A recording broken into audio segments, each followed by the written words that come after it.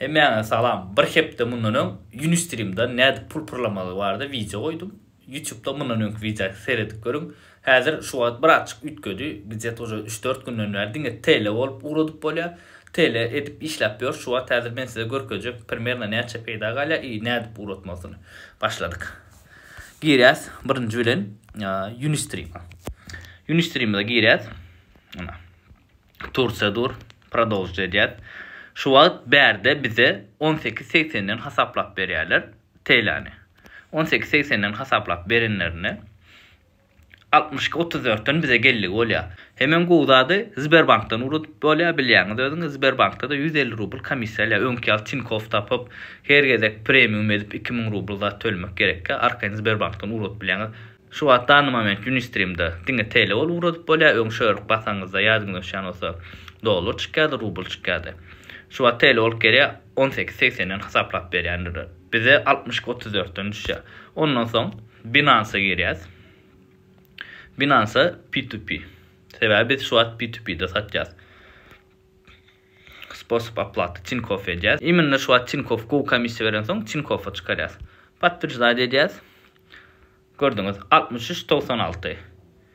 Onam bär kupide girip seredin. Sebäbi adamlar 64'den satjak bolýarlar. Значит, biz hem özümize order goýup 64'den satyp bilýänler şördü.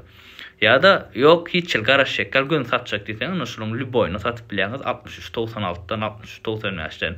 Nädip satmasyndan bilýäňiz, girýäňiz üstüne продать etýäňiz, ýazýaňyz şörik. Näçe yüzlüçi bolsa ýazýaňyz bolýar. Hiç ütköç kyn zady ýok. 63.96'dan satýas. 62.34'den bize gelýär. Ona mäzir hasaplaýas. Indi hasaplaýas her 1000 dolardan size näçe galýar? Gidende 62.340 golyk gidýär. Sizden 1000 dolar pul.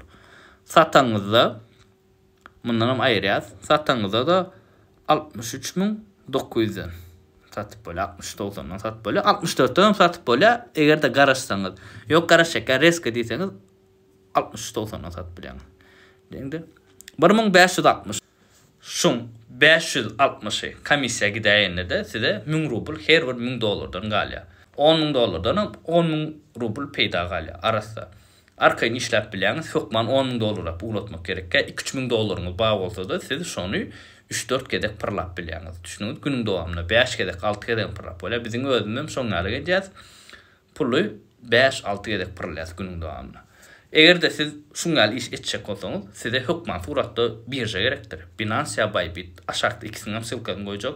Geçiň, registrasiýa ediň, verifikasiýa ediň, depozit salyň, bonus alyň we skidka. Her birjada size 20% komissiýa skidka bardyr. Aşağıda ssylkalary.